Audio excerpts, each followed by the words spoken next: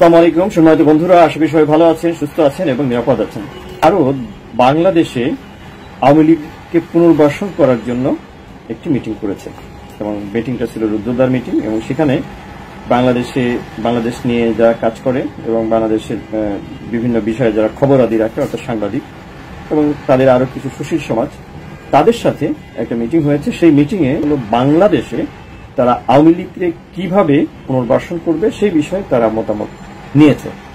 তো লক্ষ্য করুন যে ভারত বাংলাদেশের কোন রাজনৈতিক দল রাজনীতি করবে বা করবে না সেইটা ঠিক করার জন্য পরিকল্পনা করছে এবং কি উপায়ে এটা কার্যকর করা যায়, এই কি উপায়ে এটা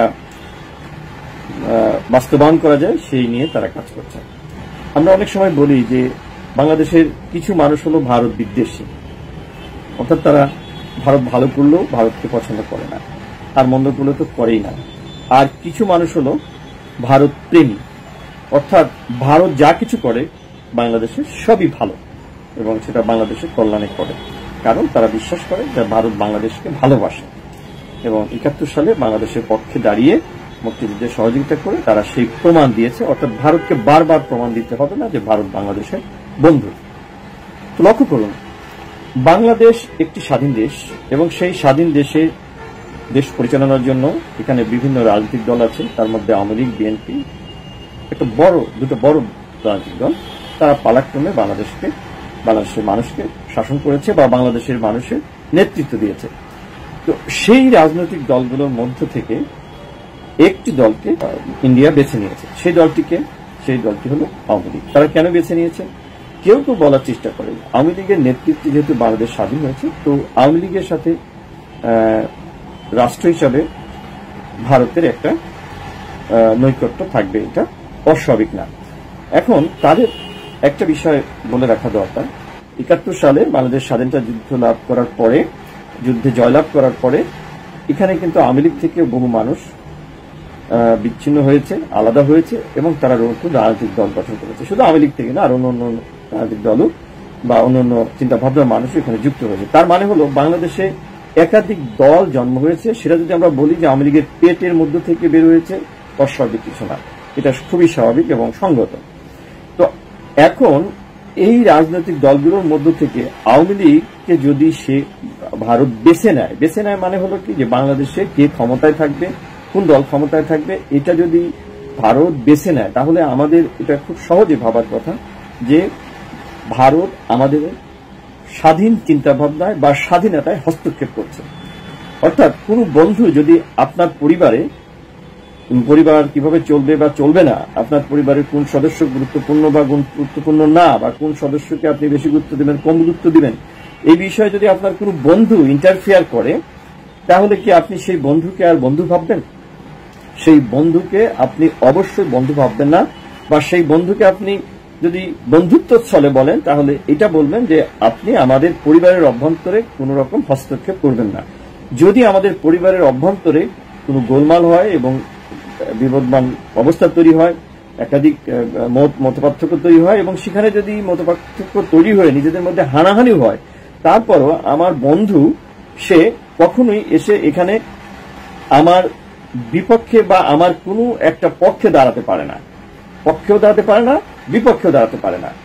আমাদের সাথে যেটা তার সম্পর্ক থাকতে পারে যে তোমরা নিজেদের ভুল বোঝাবুঝি সমাধান করে নাও। কিন্তু ভারত তা কিন্তু করেনি।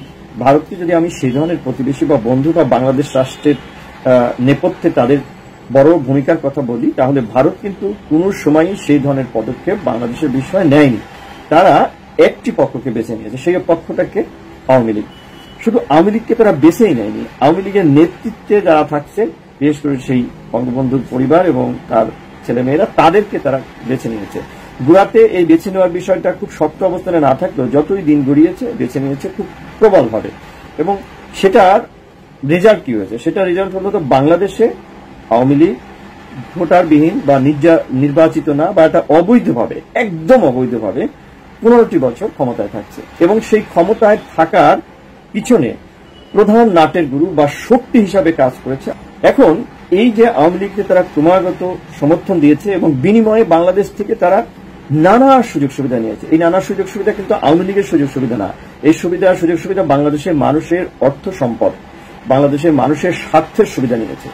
ট্রানজিট নিয়েছে, শুল্কমুক্ত বিভিন্ন পণ্যের সুবিধা নিয়েছে এবং নানাভাবে, এবং বাংলাদেশে ভারতের বিচ্ছিন্নতাবাদী বিভিন্ন গোষ্ঠী বাংলাদেশে থাকতো, বাংলাদেশের সীমান্ত এলাকায় বসবাস করতো, তাদেরকে আমাদের ভারতের হাতে তুলে দিতে হয়েছে, স্বাধীনতাকামীদেরকে তুলে দিতে হয়েছে।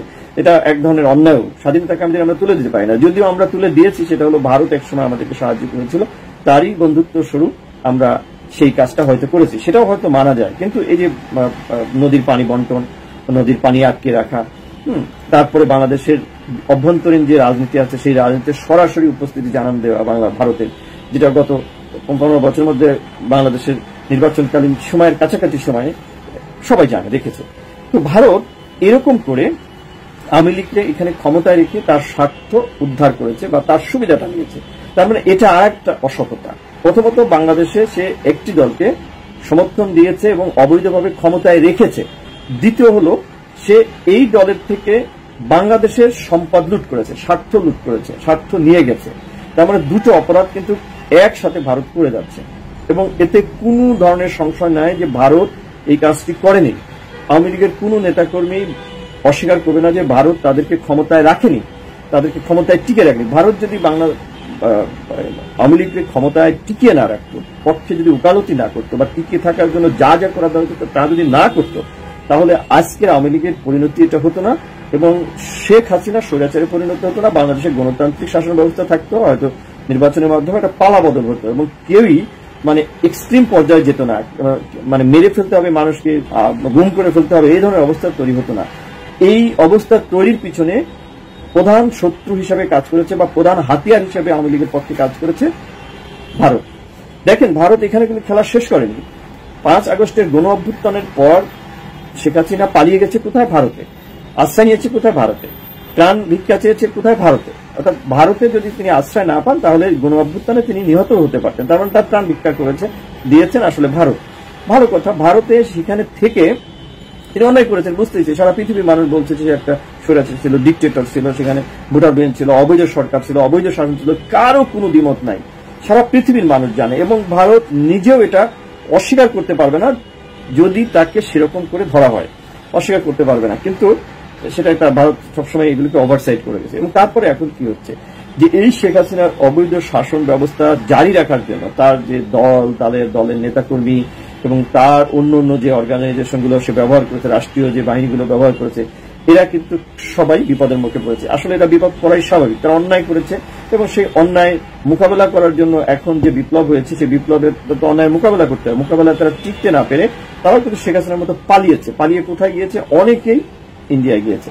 এখন ভারতের নীতিটা কি? ভারত যেটা স্পষ্ট করে ফেলেছে অলরেডি, এই যে আলোচনা যেটা শুরুতে বললাম, এই আলোচনার মাধ্যমে তো স্পষ্ট করেছে যারা ভারতের যে সমস্ত নেতাকর্মীরা পালিয়ে, বাংলাদেশের যে সমস্ত নেতাকর্মীরা ভারতে পালিয়ে গেছে, বিশেষ করে আওয়ামী লীগের যে সমস্ত নেতাকর্মীরা পালিয়ে গেছে, তাদেরকে তারা সংগঠিত হওয়ার সুযোগ দিবে, তাদেরকে তারা সেখানে বাংলাদেশের রাজনীতি ভারতে বসে করার সুযোগ দিবে এবং সেখানে তারা শক্তি সঞ্চয় করার সুযোগ তৈরি করবে এবং সেটা করবে গোপনে গোপনে। এবং অনেকেই মন্তব্য করেছে গোপনে করতে হবে যাতে বাংলাদেশ এটার প্রতিবাদ না করে বা বাংলাদেশ যেন অন্য কোনো দেশকে এটা দিকে মনোযোগী করতে না পারে যে বাংলাদেশের অভ্যন্তরের শান্তি বিনষ্টের জন্য একটা পালিয়ে যাওয়া সরকারকে ভারত ইন্ধন দিচ্ছে, বিষয়টা এরকম। এবং তারা আরো কি করছে? তারা যেটা করছে যে এই যে স্বৈরাচারী সরকার এবং গুম খুনের জন্য যে মানবতা বিরোধী অপরাধ করেছে সেই ধরনের একটা সরকারকে ভারত আবার বাংলাদেশে, সেই ধরনের একটা দলকে ভারত আবার বাংলাদেশে প্রতিষ্ঠা করার জন্য এই টোটাল প্ল্যানটা করছে। এবং তারই অংশ হিসাবে কিন্তু বাংলাদেশের সরকারের সাথে, বর্তমান সরকারের সাথে, সরকারের সাথে কিন্তু ভারত কোনো ধরনের ভালো যোগাযোগ যে তারা রাখছে এটা কিন্তু এখনো প্রমাণিত না। বিশেষ করে জাতিসংঘের অধিবেশনে ভারতের সাথে, ভারতের প্রধানমন্ত্রীর সাথে কিন্তু বাংলাদেশের প্রধান উপদেষ্টা প্রফেসর ডক্টর ইউনূসের একটা সুযোগ ছিল বাংলাদেশ ভারতের দ্বিপাক্ষিক বিষয় নিয়ে একটা নিরপেক্ষ নির্মোহ সম্পর্ক তৈরি করার, কিন্তু সেটা কিন্তু ইন্ডিয়া করেনি।